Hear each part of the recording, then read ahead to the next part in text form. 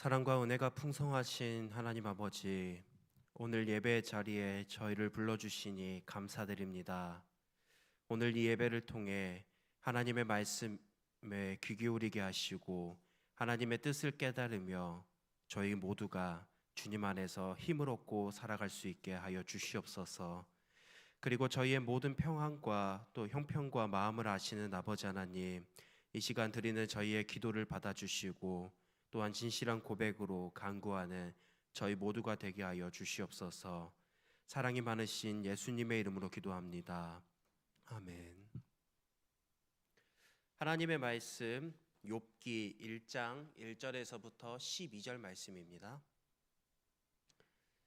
하나님의 말씀 욥기 1장 1절에서부터 12절 말씀입니다. 구약성경 761면에 있습니다.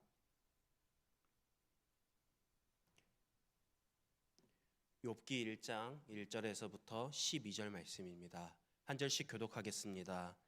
우스 땅에 욥이라 불리는 사람이 있었는데 그 사람은 온전하고 정직하여 하나님을 경외하며 악에서 떠난 자더라. 그의 소유물은 양이 7,000마리요 낙타가 3,000마리요 소가 500결이요 암나귀가 500마리이며 종도 많이 있었으니 이 사람은 동방 사람 중에 가장 훌륭한 자라.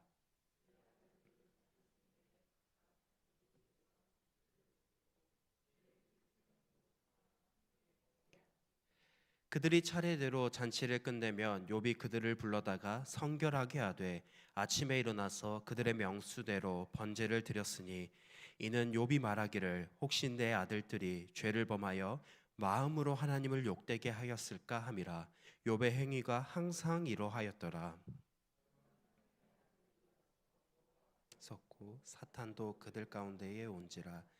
여호와께서 사탄에게 이르시되 내가 어디서 왔느냐. 사탄이 여호와께 대답하여 이르되 땅을 두루 돌아 여기저기 다녀왔나이다. 내가 내 종 욥을 주의하여 보았느냐. 그와 같이 온전하고 정직하여 하나님을 경외하며 악에서 떠난 자는 세상에 없느니라.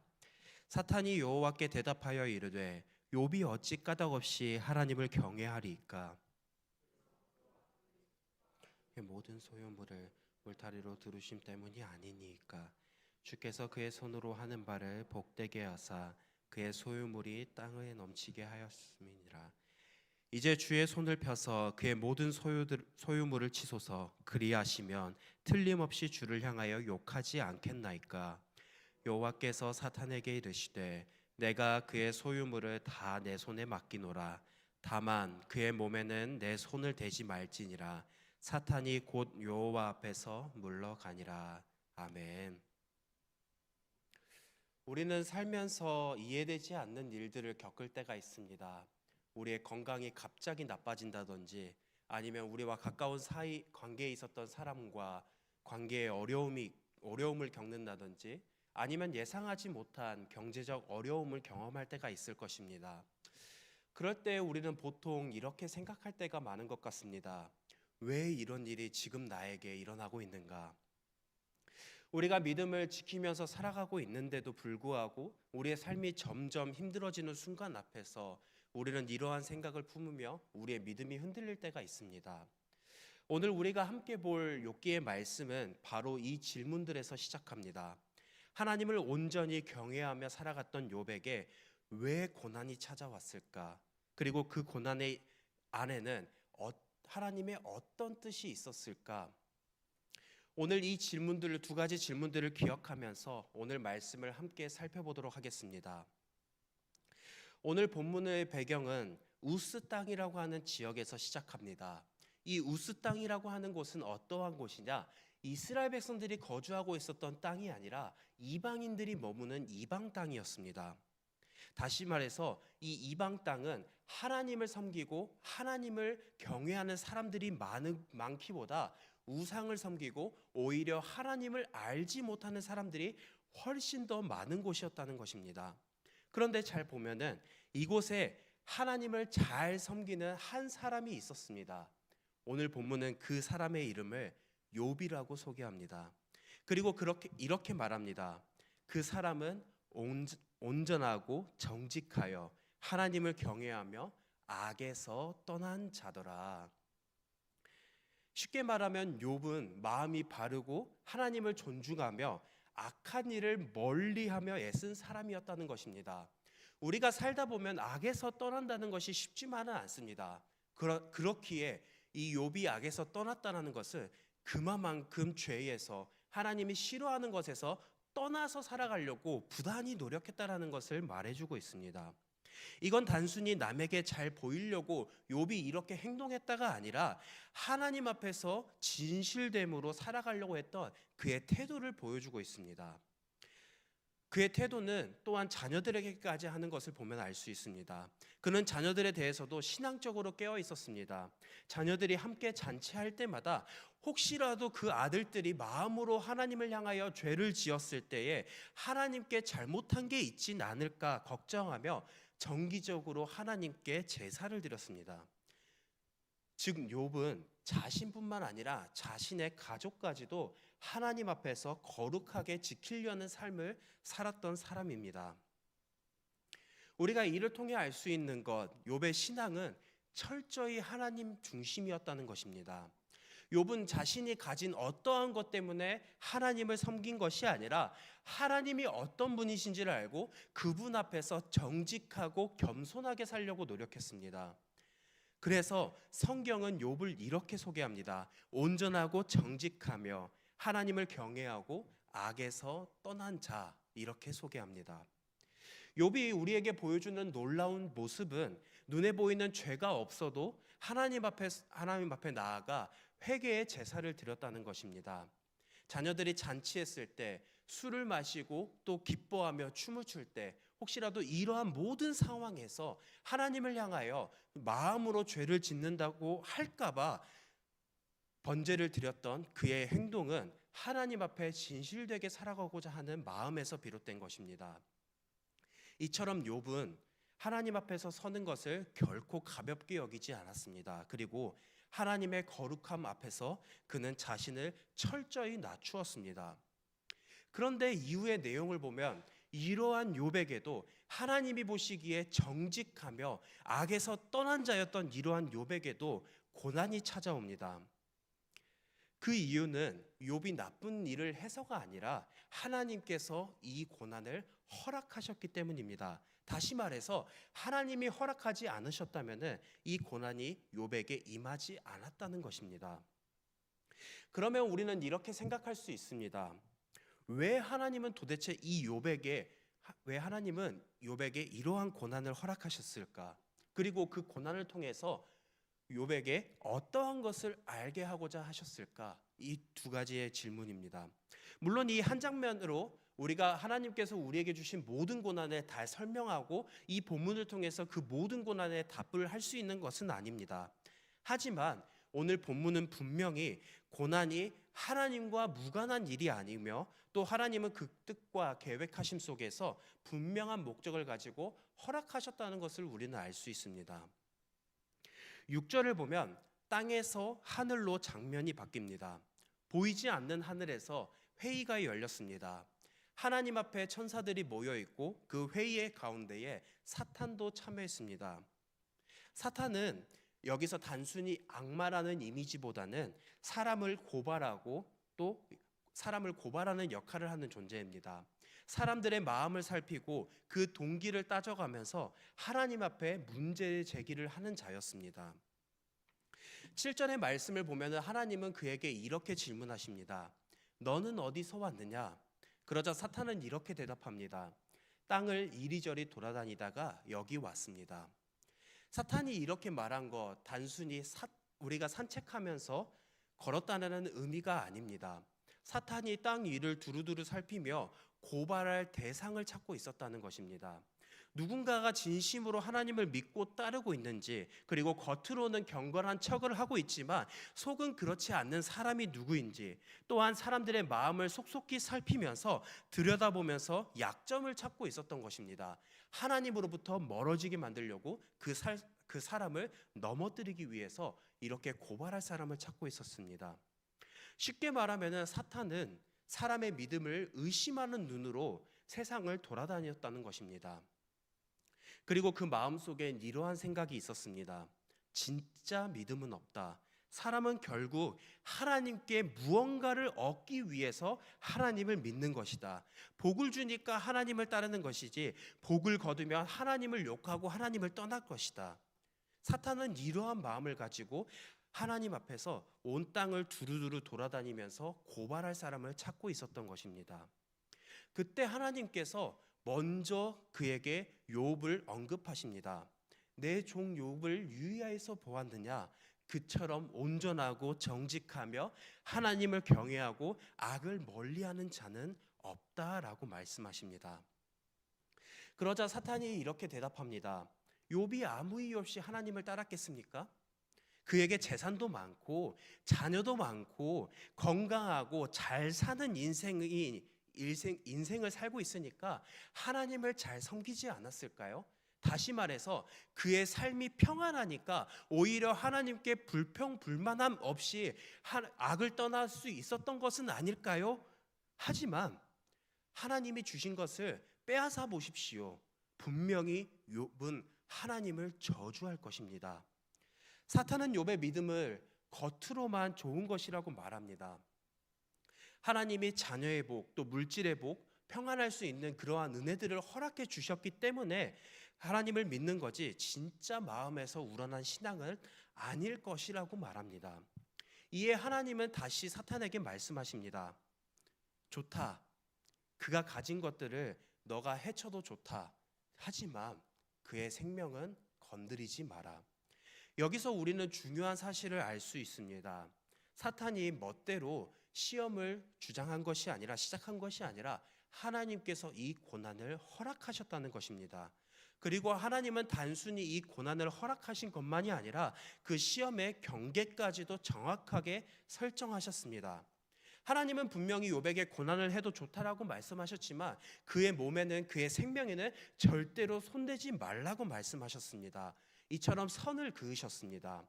이를 통해 우리가 알 수 있는 것, 사탄은 자유롭게 행동하지 못하고 하나님의 허락 안에 움직일 수 있다는 것은 우리는 알 수 있습니다.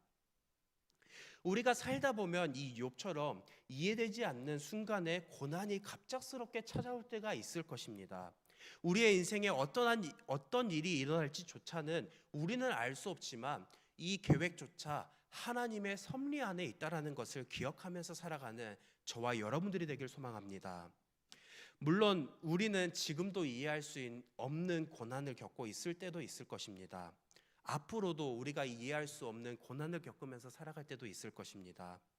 왜 이런 일이 나에게 일어났는지, 왜 하필 지금인지, 그리고 다른 사람이 아니라 왜 나인지, 이러한 고난을 왜 겪고 있는지 끊임없이 의문점을 가지고 하나님을 원망하며 하나님께 불평할 때도 있을 것입니다.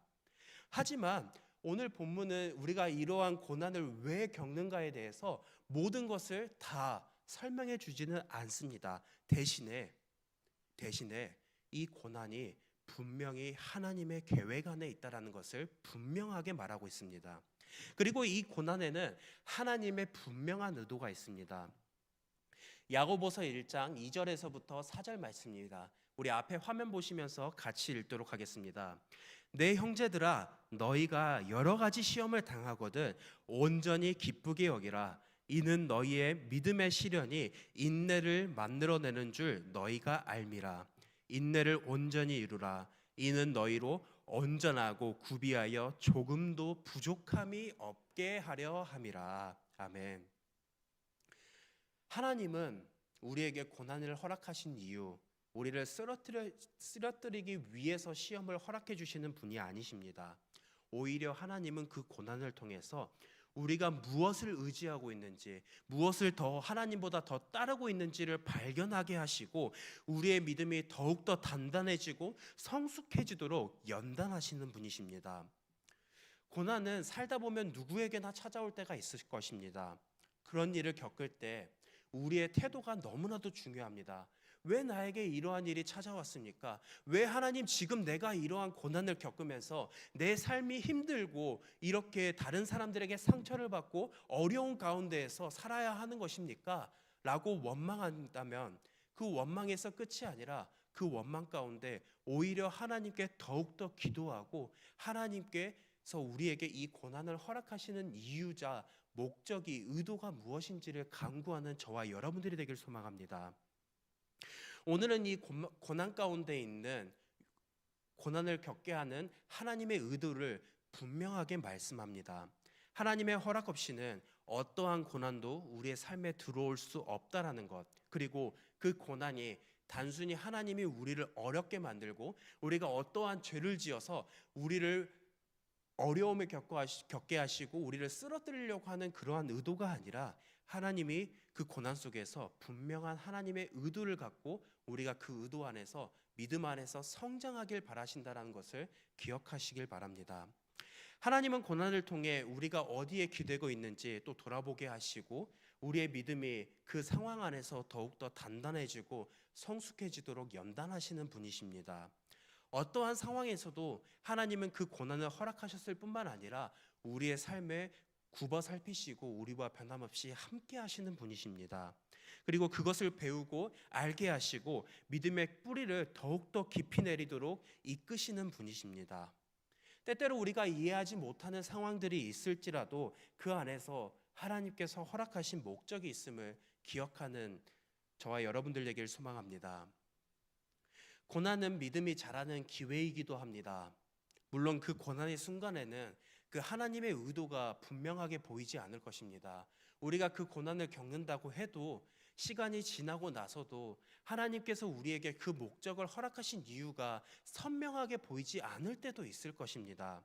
그러나 분명한 것은 하나님은 그 고난을 통해서 우리를 하나님의 백성으로 연단해 가시고 더욱더 믿음이 성장할 수 있도록 우리를 도와주시고 이끌어 주시는 분이시라는 사실입니다. 또 한 가지 기억하셨으면 좋겠습니다. 하나님은 우리에게 내가 감당할 수 있는 시험은 반드시 허락하지 않으신다라는 것입니다. 욥은 이 시험을 견디어낼 수 있었기 때문에 욥에게 하나님께서 이러한 고난을 허락해 주셨던 것입니다. 다시 말해서 욥의 그 고난이 우리의 고난이 되지 않을 수 있습니다. 하나님께서 각 사람을 살펴보시고 그리고 그 안에 우리가 감당할 수 있는 그 시험 안에서 우리를 연단하고 그 시험을 허락하실 것입니다. 그리고 그 고난 속에서도 함께 하시며 우리를 붙드시는 분이 바로 하나님입니다. 그러므로 우리가 겪는 어려움 속에도 하나님이 주시는 믿음의 유익을 바라보며 낙심이 아니라 신뢰로 반응할 수 있는 은혜를 구하는 저와 여러분들이 되길 바랍니다. 오늘 말씀을 기억하면서 고난이 찾아올 때 원망보다는 하나님께 우리의 마음을 솔직하게 고백하는 저와 여러분들이 되길 소망합니다. 우리가 고난을 겪을 때 하나님을 원망하기도 하지만 그 원망을 통해 하나님께 우리 아버지께 솔직한 마음을 털어냈으면 좋겠습니다. 하나님, 이 고난이 우리에게 너무 힘듭니다. 그리고 솔직히 이해되지 않습니다. 왜 제가 이러한 고난을 겪으면서 살아야 합니까? 이렇게 이해되지 않는 불평이 섞인 기도를 하면서 하지만 여기서 끝이 아니라 하나님을 신뢰하며 나아갑니다. 하나님께서 우리에게 이 고난을 허락하신 그 의도를 분별하고 하나님을 붙들고 살아가는 제가 되게 하여 주시옵소서. 이렇게 하나님을 찾았으면 좋겠습니다.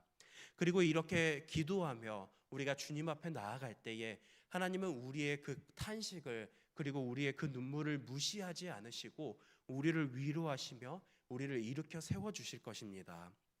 이처럼 고난이 찾아올 때 원망보다는 함께 하시는 하나님을 찾고 그분께 우리의 마음을 솔직히 고백하는 저와 여러분들이 되길 소망합니다. 그리고 하나님께서 그 고난을 통해 우리에게 말씀하고자 하시는 그 의도를 깨달아 알고 믿음이 더욱더 자라나고 삶이 더욱 하나님을 향해 깊어지는 성숙한 성도로서 살아가는 저와 여러분들이 되길 소망합니다. 들은 말씀을 기억하며 우리 이 시간 두 가지 기도 제목을 붙들고 하나님께 기도하겠습니다. 힘든 일이 찾아올 때 하나님을 원망하지 않고 늘 곁에 계신 하나님을 먼저 바라보며 솔직하게 기도하는 성도 되게 하소서. 그리고 고난의 시간 속에서도 하나님의 뜻을 조금씩 깨달아가며 믿음이 자라고 더 성숙해지는 성도 되게 해달라고 우리 이 시간 이 두 가지 기도 제목을 붙들고 함께 기도하며 나아가겠습니다. 기도하겠습니다. 사랑과 은혜가